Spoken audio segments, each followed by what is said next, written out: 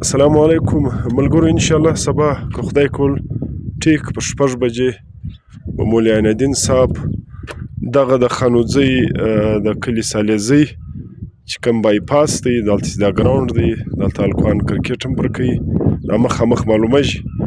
دلته به سبا پر 6 بجې ټیک د جمعې منځ کږي مولوي عین الدین صاحب به دغه جومات ورکوي. نو پر 6 بجې وختي چې جومات وسي بیا نو که خلک قرباني کوله، دا نو د 3-4 کلو مابین هم دی او ښه د پارکینګ ځای هم ورته شته. نو که کوم خواهشمند حضرات د وختي لمانځه شوقیان دي چې وختي لمونځ وکړي او ځان فارغه کړي، هغه د بیا دلته حاضري ولګوي. انشاءالله لمونځ به ټیک 1 منټ هم مولوي عین الدین صاحب نه ځنډوي.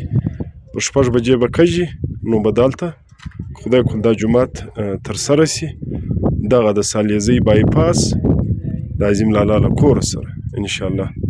ډېره مننه.